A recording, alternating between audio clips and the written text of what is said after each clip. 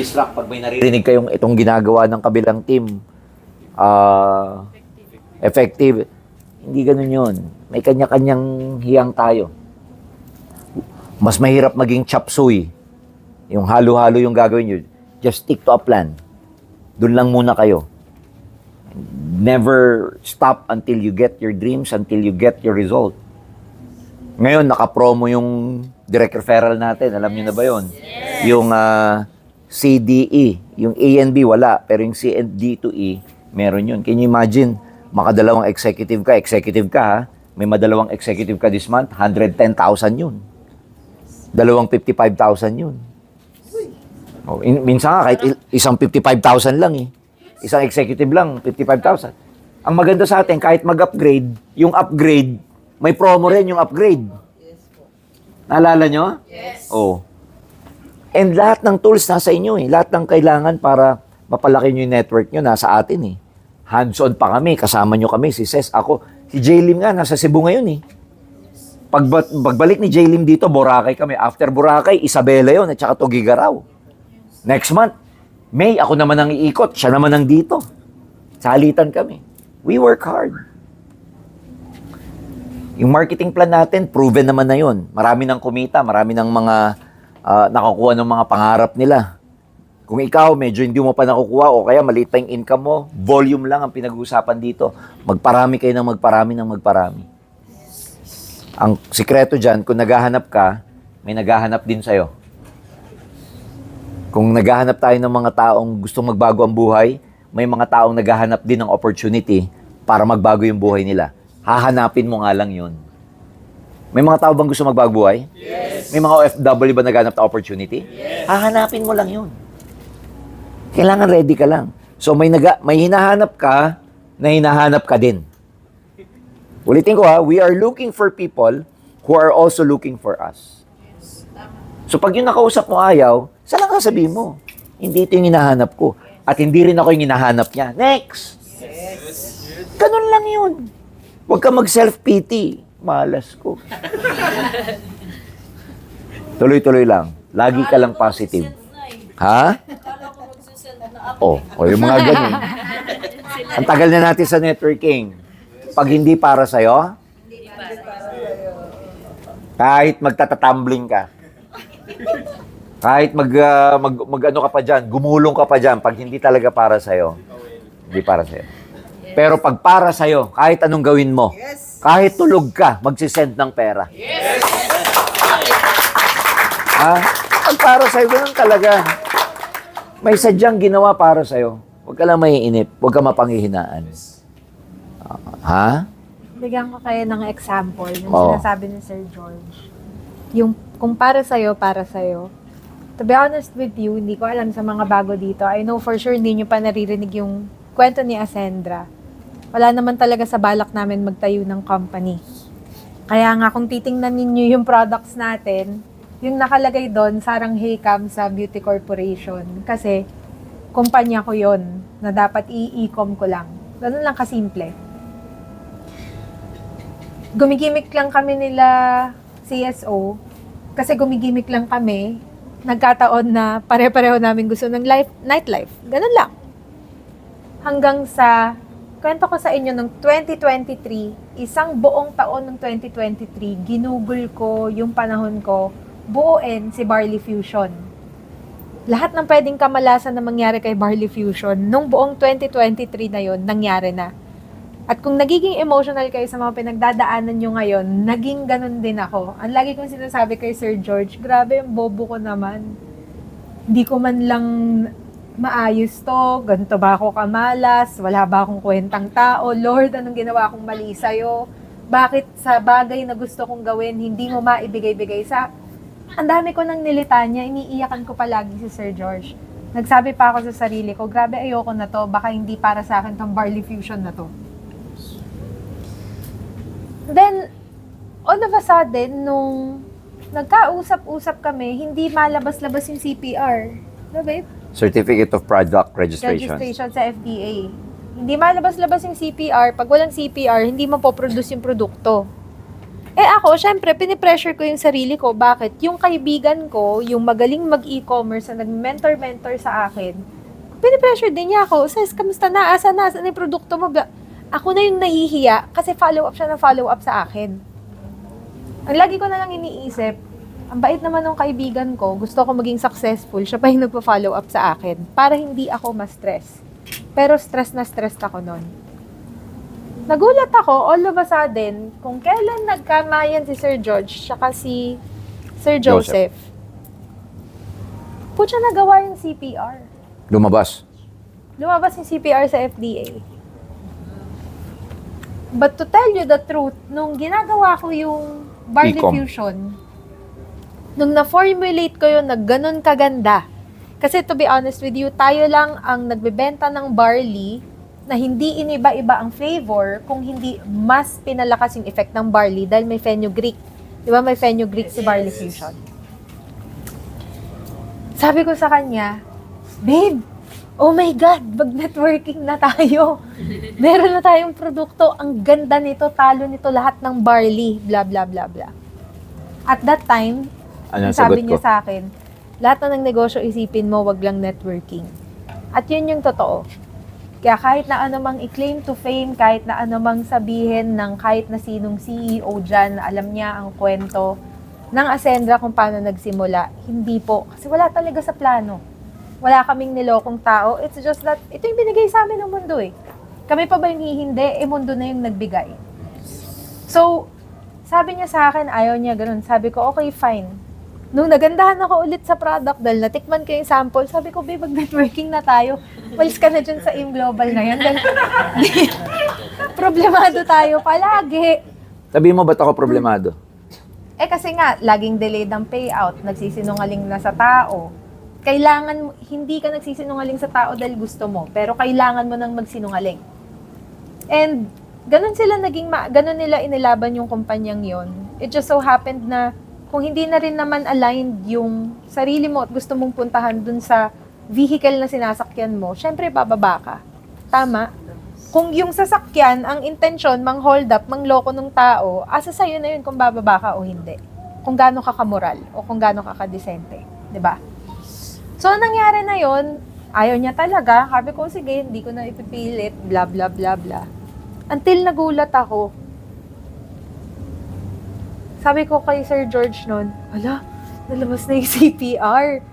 Sabi ko, hindi ko alam kung ito na ba yung sign na tama yung pagkakakamay o pagkakausap nila ng ganon. So sabi ko pa nung una, dahil wala naman talaga po akong balak humarap sa mga tao, sabi ko pa sa kanya, pinaghirapan ko yan, 1 taon, ibebenta ko lang yung produktong yan sa inyo, babayaran nyo lang ako, ha. Ganun lang. Kasi wala talaga. And then, all of a sudden, nung matatayo na ang Ascendra, hanggang sa natayo na ang Ascendra, iisa lang yung bukang bibig naming lahat. Divine intervention. Also known as destiny. Also known as itinalaga o isinulat. And then, all of a sudden, nung nakakakausap na ako sa mga katulad ninyo, nakakakausap na ako ng ibang mga tao, takang-taka ko, ang lagi kong sinasabi sa kanya, bakit ganon nangyari yun ng sobrang madali? Bakit nangyari na parang ang dali-dali nung lahat? Kahit seemingly ang hirap nung nandun tayo, ang hirap, ang daming issue eh, 'di ba? Pero kung titingnan mo ngayon, yung nakaraan, parang ang dali. Nagdesisyon, nag-commit, then all of a sudden, after nung pagka-commit, ibinigay na lahat ng rekado para mabuo lalo. And then nagsama-sama tayo. Nagulat ako, nakakakausap ako ng mga tao. And ang dami kong nakuhang feedback na lahat pala, karamihan ng mga taong nakakausap ko, nagdadasal din sila ng panibago. Nagdadasal din pala sila ng pagbabago. Ang dami palang nagsasabi, yung ibang mga galing ng ibang company ang sinabi, kapag nagtayo si Sir Jurgen tsaka si Sir Joseph ng kumpanya, doon ako. Pag nagtayo si Sir Jurgen ng kumpanya, doon ako. Pag nagtayo si Sir Joseph, doon ako.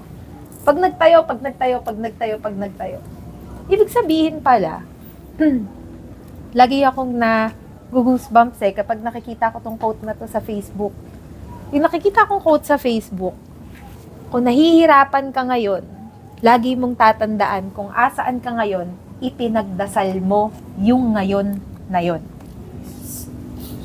And yung mga taong yun, yung nakakausap ko na yun na nagsabi na pag nagtayo, pag nagganto, gusto ko ng pagbabago, gusto ko naman ng pagkakaiba, gusto ko ng panibagong experience, kung ano man yun.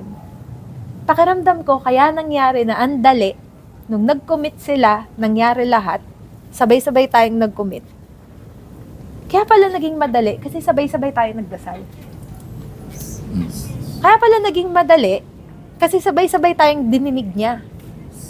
Hindi lang tayo nag-uusap. Kaya hindi natin alam na halos iisa tayo ng dinasal. At ito yung nakakatawa.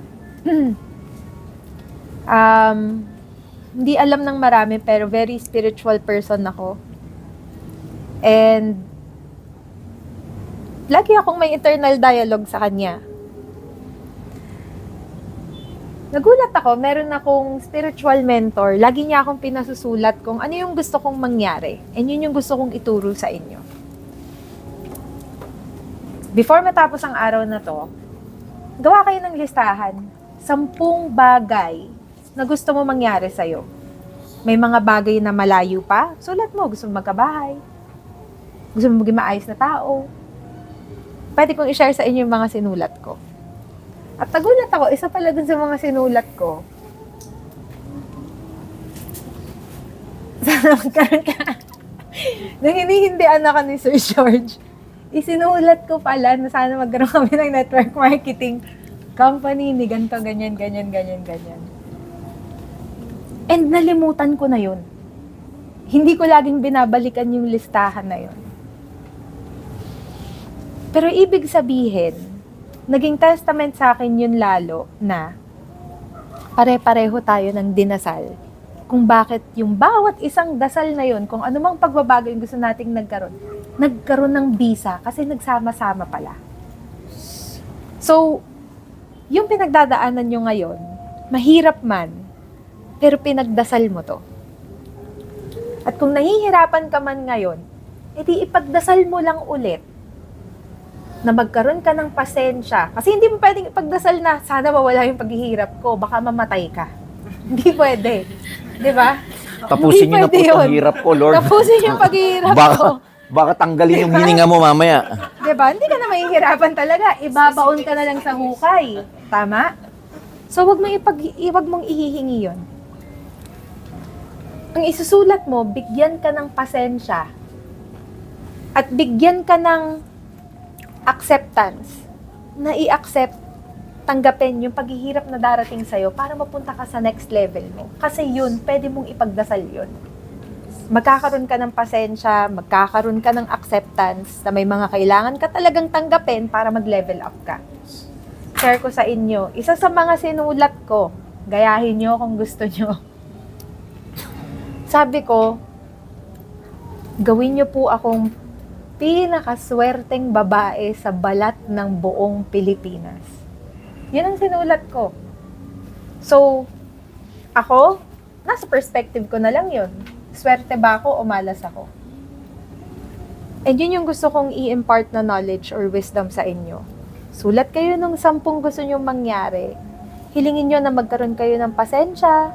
Hilingin nyo na magkaroon kayo ng acceptance. Hilingin ninyo na hubugin kayo na magiging tamang tao para mapunta dun sa outcome na gusto ninyo. Kasi I'm telling you, kung nangyari sa amin, mangyayari sa inyo. Imposibleng hindi. 'Di ba? And kung nangyari sa atin, dahil sabay-sabay tayong nagdasal. Gusto mo ng dream car, gusto mo ng dream house, gusto mo ng ganto, gusto mo ng dream life, gusto mo ng kung ano man yun. Hindi ibibigay si Ascendra na magiging sasakyan mo para ron kung hindi tayo sabay-sabay nagdasal. So magdasal lang kayo and always have faith. Yes. Have faith in yourself. Kasi kahit na sinong tao, hindi makukuha yung pananalig na yun sa sarili ninyo. And yun yung totoong destiny. So, yun lang yung gusto ko. Anong tawag sa topic na yun? Tapat. Yung Oo. May tapat talaga yan. Yung para sa'yo, yung hindi talaga. At alam nyo ba kung paano ako nakuha ni Sir Jurgen? Charot. Huwag ka na magsalita, ako na lang. Naalala ko bigla eh. Kasi nung nagde-date kami, sa totoo lang, wala naman talaga akong balak maging mag-boyfriend kami. Lalo na ako. Nagpapa-mentor lang talaga ako sa kanya. Nung unang-unang kita namin, pagkakita namin, naglabas ako ng ballpen, naglabas ako ng notebook, di ba babe? Sulat ako agad. Wala akong pakialam sa kanya, gusto kong matuto. Nakilala niya ako kasi galing siya sa ibang company. May nag-recommend sa kanya na panoodin si Georgian Gonzalez sa YouTube. Akala niya babae ako. Kwento mo. Na-invite kasi ako.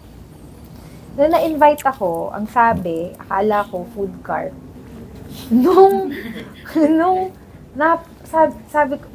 Tinanong ako, di nag-food cart na. Tinanong ko, paano gusto mo bumili sang kita mo? Ay, sabi niya, gusto mo bang bumili sang kita mo? Oo naman, syempre, ROI yan eh, ganyan-ganyan. Kasi before that, ang dami ko ng negosyo na nag-fail. Lugi ako, na-estafa ako. Lahat na nang pwedeng mangyari. So sabi ko, sige, ito naman yung chance na ibigay ko sa sarili ko. Ang sabi sa akin nung nag-invite sa akin, pag binenta ko yung mga packages na kasama nun, ROI na ako. Lo and behold, nabenta ko kasi ang dali lang for me nun. Nabenta ko nga, bumalik yung pera ko, kalahati. Sabi ko, okay to okay pala mag-network. Until, may nagsabi sa akin kasi nga, nabobobohan ako, charot. Kasi nga, hindi ako nagagalingan. Parang nakukulangan ako sa knowledge na nabibigay sa akin. So sabi ko, kailangan matuto ako. Nagtanong ako, nagsabi sa akin, gusto mo bang matuto? Gusto mo bang gumaling mag-network? Gusto mo bang maging magaling na networker? Sabi ko, okay lang. Bakit? Anong gagawin? Panoorin mo si Georgian Gonzalez sa YouTube. Yung NDO niya. Panoorin mo. Ganyan. So, ang sabi pa sa akin, ang galing nun. Promise, sobrang galing. Ako yung tipo ng tao na kapag sinabi mong magaling siya, gusto ko malaman bakit. Dahil gusto ko siyang talunin. Dahil gusto ko, mas magaling ako. So, ang sabi ko, sino kaya itong babaeng to? Sabi ko, parang, kasi lalaki yung nagsabi sa akin na magaling yon. Akala ko babae siya. Sa Georgian. Sabi ko, lalaki, sinabihan siya ng magaling. Gusto ko rin one day, pag-uusapan ako ng maraming babae at lalaki dahil magaling ako. So, pinanood ko siya. Ay, lalaki pala. Ganyan. NDO, nanood ako. Yun na. O, tapos. All of a sudden, makapal yung mukha ko. Pag ako may gusto ko, kahit na no, kahit mag-no ka sa akin, wala akong pakialam sa no mo. Gusto ko yung masusunod. Inad ko siya. Nung inad ko siya, inaccept ako. Patay na sa akin to. Sabi ko sa kanya, hi idol. Sabi ko, hi idol, pa-mentor naman. Sabi niya, sige, tanong ka lang, ano bang gusto mo, ganyan. Sabi ko, hindi, gusto ko in person. Gusto ko matuto sa'yo in person. Kasi ako, sa mindset ko, ang dami kong napapiin nung nanood lang ako ng NDO niya. Paano pa kung nakakausap ko siya in person and everything? So, yun yung pinupush ko. In person. Ang arte, sabi niya, andito ako sa Bicol or Legazpi, ganyan, hindi kita mamimit. Sabi ko, okay lang, hindi pagbalik mo. Sabi niya, hindi, sabihin mo na lang. Sabi ko kasi, message ka na lang. Kasi hindi naman ako palamit ng, may mga tag-ibang company. Ganun talaga ako. Pag mapamentor, nagpapamentor pero hanggang message lang. Hindi ako nakikipag-meet. Kasi very busy rin ako. Tsaka, syempre, professionally speaking, may mga upline to, mamaya makuha ko. Alam mo yung mga ganon. I was very professional. Kasi sabi ko, message ka na lang kung ano yung tanong mo, sasagutin ko. Makulit. Sabi sa akin, ano sabi mo nga? Sabi ko, okay lang, hindi pagbalik mo. Hindi ka naman busy eh. Ganon. Hanggang napilit ako. Oo, nag-meet kami. Nag-meet kami sa Kanto Freestyle Breakfast sa Kapitolyo. Oo, syempre.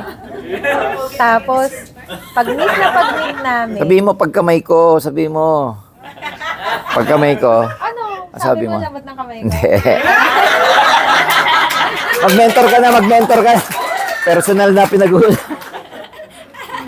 Diba? Yun yung nangyari. Ngayon, wala talaga akong ibang intention kundi matuto sa kanya. And then all of a sudden, ayaw niya na ako i-let go. No. Dagdag na yon, dagdag na yon. Dahil bakit ayaw ako ng ayaw? Sabi mo na kasi yung totoo, yung objective lang. Sabi mo. Sige. So, nag-meet kami, ganyan. Ako, every time minimit ko siya, promise, lagi ako may dalang notebook, lagi ako may dalang ballpen. Kasi lahat ng sinasabi niya, pagkatas niya sabihin sa akin, tatawagan ko yung mga na-downline ko noon, ganito, ganyan, pinapagsak ko. Ngayon, one day, minit niya ako isang gabi yun eh. Parang papunta ka ng Dubai, di ba? Parang ganun. Sige, meet tayo, ganyan. Sabi niya, ba't ayaw mong mag-love life? Ayaw mong mag-boyfriend? Sabi ko sa kanya, may issue to, no? Sabi ko sa kanya, hindi, ayoko, mamalasin ako dyan. Kasi ako, ang pinaniniwalaan ko, if I wanna go far, I can always go far if I climb alone. Kasi magaan eh. Ang daling umakyat. Ang sabi niya sa akin, kaya naalala ko, alam mo, hindi mo pa kasi nami-meet yung tapat mo. Tapat-tapat lang yan. So ako lang, sabi ko, okay. Para ganyan. So ngayon, ang daming binasag ni Sir George na self-limiting beliefs ko, self-limiting prophecies ko. Kasi, ngayon na magkasama kami, mas malayo para, even before nag-Ascendra, ang layo pala ng narating ko nung nakasama ko siya. Kasi ang dami kong natutunan sa kanya. Ang dami kong natutunan kung paano ako tamang mag-isip. Ang dami kong natutunan kung paano ako tamang magiging akto. Kasi, to be honest with you, napakaisip bata ako or wala lang ako, ganyan. And ang daming natulong sa akin ni Sir George. So, yung sinasabi niya na mirror, yung mirror neurons, sobrang totoo na. Kaya may tamang panahon, yung may hinog ka rin.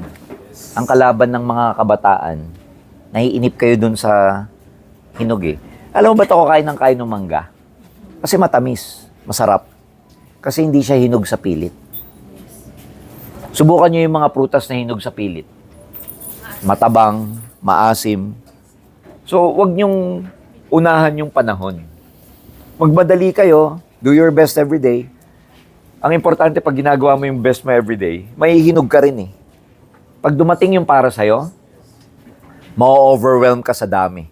Pero ang maganda doon, by the time na makarating ka doon, at ang dami mong inaasikaso, dami mo di ka na nakakatulog sa dami ng kailangan mo i-train, kausapin, kailangan mo i-guide, kailangan mo i-mentor.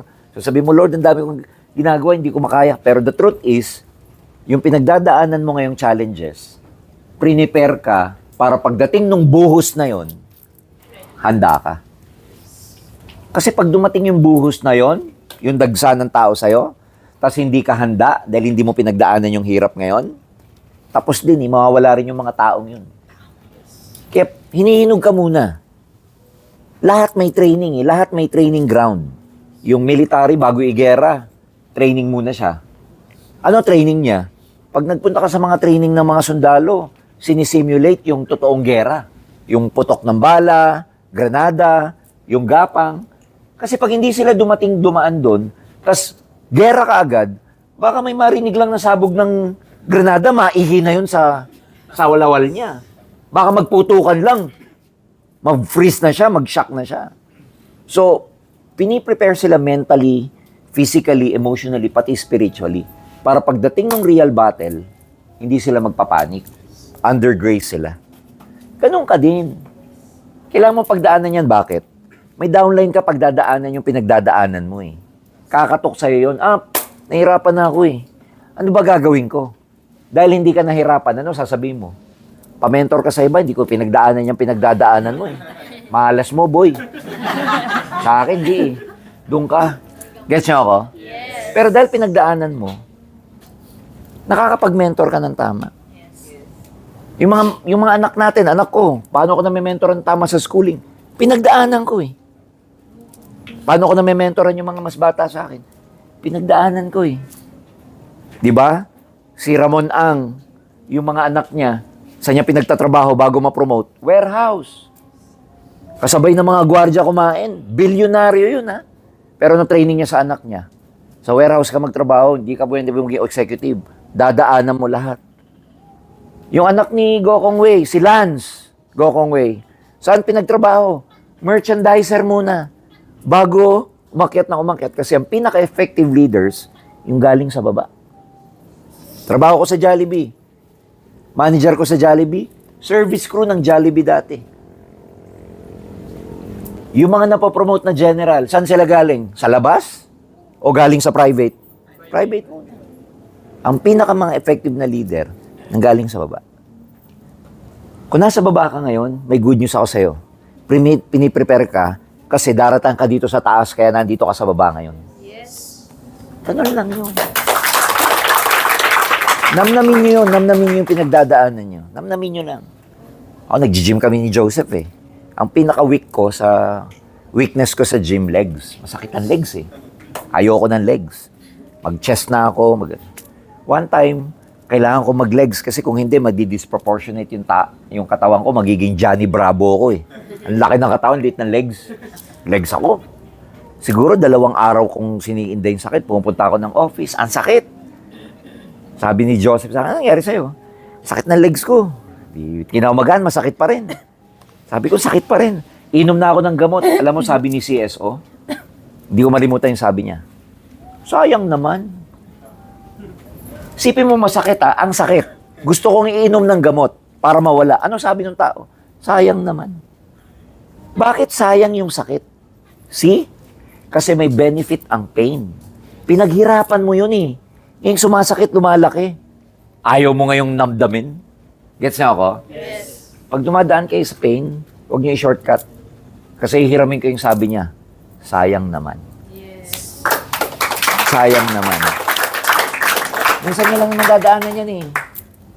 Sayang naman. Okay, bibigay. Yes. Kakapal kayo, dadami kayo. Isipin mo, tuloy-tuloy ka, wala nangyayari. Tuloy-tuloy, walang nangyayari. 1 year from now, switch on ka ng switch on ng switch on. 1 year from now, tingin mo, saka ka switch on mo.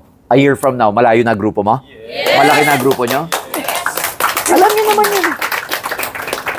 Tuloy-tuloy lang. Every time na mag-switch on ka, gagalingan mo yung best mo. Energy mo, tataasan mo. Lagi mong iisipin yung purpose mo, yung why mo. Bakit mo to ginagawa? And alam mo, nalalaki to. Bakit? Pag nagtanim ka naman, di naman tumutubo agad eh. Alam mo ang science ng bamboo? Nakakita na ba kayo ng kawayan? Bamboo. Pag nagtanim kayo ng bamboo, ang bamboo, alam nyo ba, 5 years na nakatanim mo lang nangyayari. Mag-shoot up ang bamboo from the soil. Mag-shoot up yan after 6 years. Ang tagal, no? Pero pag nag-shoot up yan ng after 6 years, bigyan mo lang siya ng 1 month, bigyan mo lang ng 1 month, kaya niyang umakyat, kaya niyang tumubo, kaya niyang lumaki. Average, up to 13 feet. Saan matagal? Matagal yung gestation. Ibig sabihin yung pag-shoot niya. Pero by the time na tumubo siya, boom! Biglang laki. Para networking. Tagal niyong ginagawa sa ilalim. Usap dito, switch on, OFW, halos walang tumutubo. Pero pag yan tumubo, 1 month, 6 months, millionaire circle ka dito sa atin. Tagal mong ginawa, pero nung gawa na, 6 na buwan lang, MC ka. 6 na buwan lang, may BYD ka. 6 na buwan lang, may resulta ka. Ang tagal nga lang ginawa, parang bamboo. Hindi to katulad ng munggo. Ang munggo, itanim mo ngayon, bukas, may bunga na. After 2 days, Patay na. hindi, meron ka ng Toge. toge. Pero magtatanim ka naman ulit. Gets niyo ako? Yes. So magkaiba sila ng purpose. So itong ginagawa natin, bamboo to. Itong ginagawa natin, akala mo walang nangyayari. Ito, mangga. Kinakain ko mangga, Ang mangga, pag tinanim mo, tumubo na't lahat, after 5 years bago mamunga. Alam nyo ba yon? Pero ito ang mangga. Ikaw na nagtanim, patay ka na. Pero yung manggang tinanim mo, namumunga pa rin. Ganyan na ganyan ang networking. Tanim mo to matagal. Pero one day patay ka na, yung network mo, inaani pa ng mga anak mo. Kasi naipapamana to eh. Galingan mo sa corporate, kahit mag-executive ka. Galingan mo kahit bank manager ka. After 30 years, retirement mo, ano ibibigay sa'yo ng kumpanya? Plucky. Tap on the shoulder. Good job, ah. Tanong, yung pagiging VP mo, pagiging vice president mo, pagiging bank manager mo, matransfer mo sa anak mo? Pwede mo bang sabihin sa bank manager, sa may-ari, Sir, total 30 years ako dito, naging VP. May anak po ako, graduate ng commerce. Pwede ba siya nalang magmana ng posisyon ko na VP? Papayagan ng may-ari? Hindi. Ascendra International, one day magiging legacy partner kayo. One day, pag legacy partner ka na, and suddenly you retire, and suddenly you die, yung legacy partner mo, gagawa ka lang sa company. Oh, this is to certify, blah, blah, blah. Pasa mo sa amin na pinapamana mo, yung pinaghirapan mong legacy partnership, transferable sa anak mo. No question asked. Saka makakita ng ganitong opportunity. Kaya, galingan nyo talaga. Ang lamang nyo, may mga mentor kayo, may mga nag-guide sa inyo. May mga ganitong session kayo.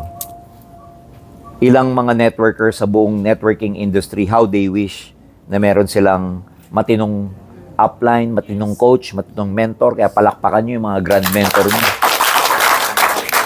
May ganito kayo once in a while. May breather kayo, ang tawag dito breather. Yung rat-rat kayo ng 6 na araw, tapos Sabado, laba, linis ng bahay, banding kayo sa ganito, para hinga. Bukas ulit, rat-rat na naman. Hindi rin pwedeng puro hataw kasi mababurnout kayo. Tsaka pangalawa, syempre pag hindi ka naglaba, baw na ng mga labahin mo. Tambak na. O before anything else, baka may question kayo. Tanong, baka may mga tanong kayo. Q&A.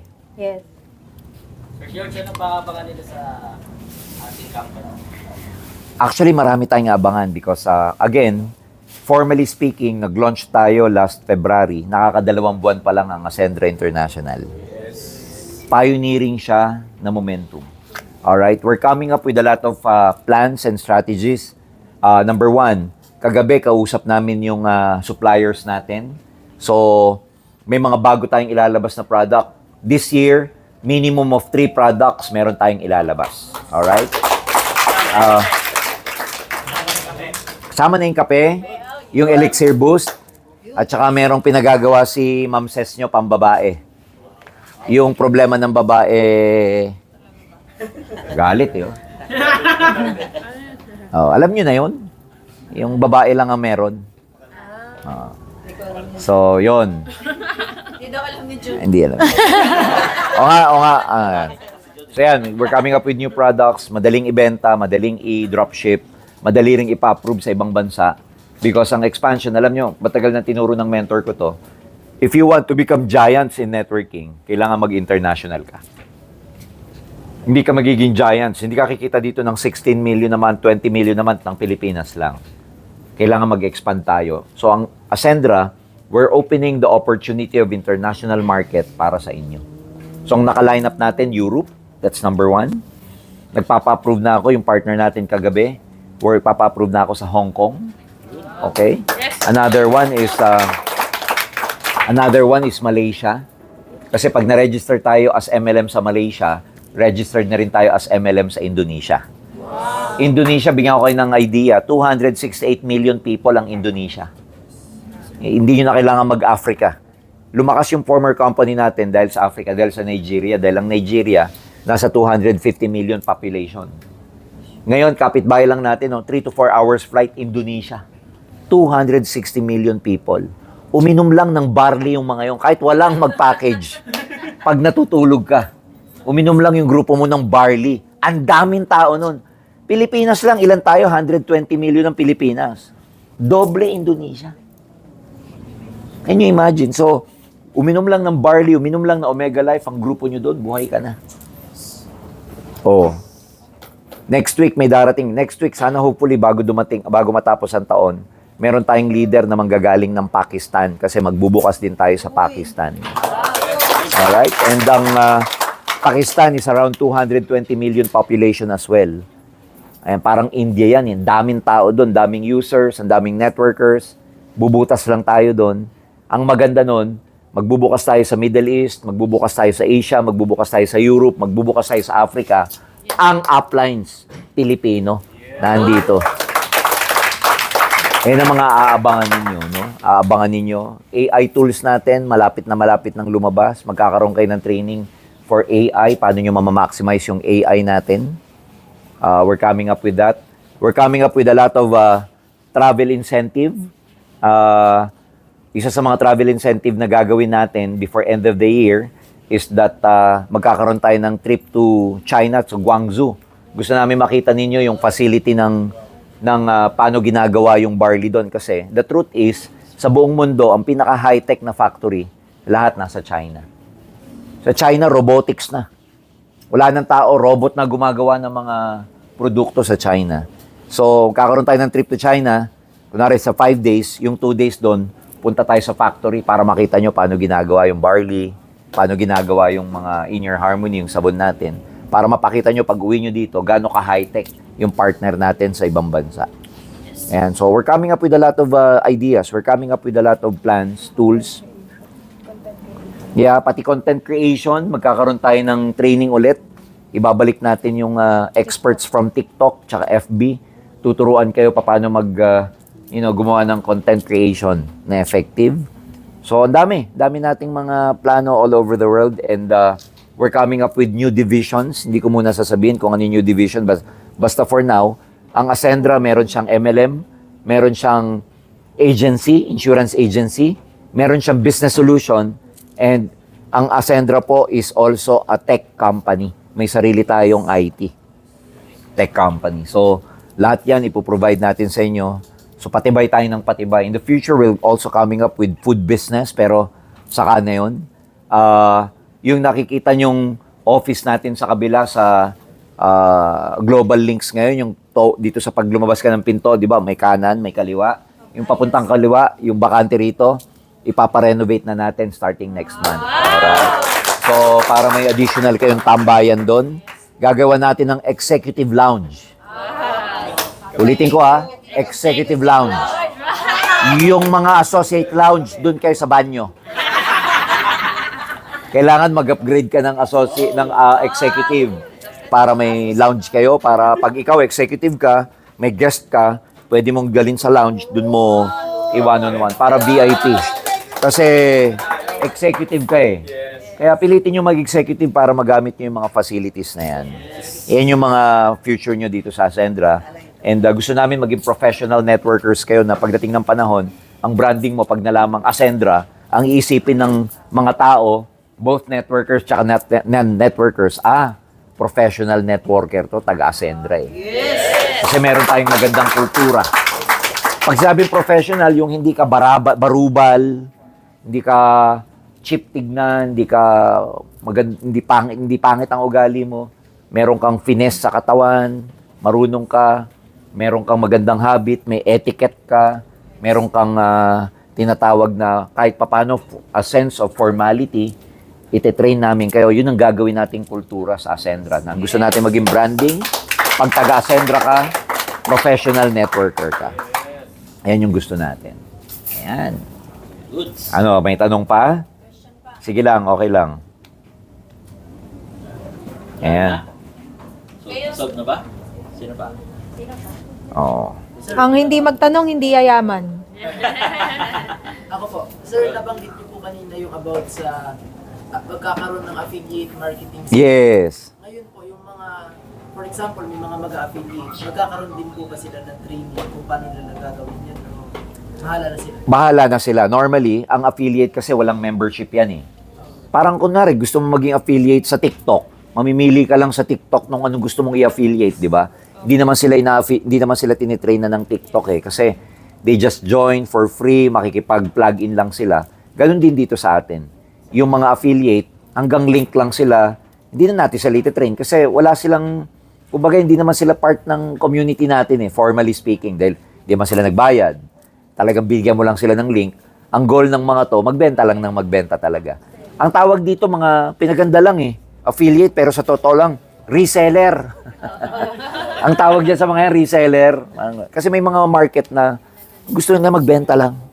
So, ginagawa ng e-com natin ngayon, kunwari ikaw, taga-Ascendra, binigay mo sa akin yung link, i-ads ko to, gagawan ko na magandang content, kunwari barley, etc. Pag may nag-inquire sa akin na prospect, kinlik niya yung link, automatic, idadivert siya ng link na yun sa landing page na ang nakalagay barley. Tapos ang presyo, SRP, COD. Para pagka dineliver dun sa prospect ko, customer ko, yung retail profit, hahatiin namin yon sa'yo at saka dun sa taga-Ascendra na may-ari nung link. Kasi ang tawag sa'yo, sub-link ka lang eh. Hati kayo sa komisyon. Yan. 50-50 yun, sir, o wala pa namang... Wala pa.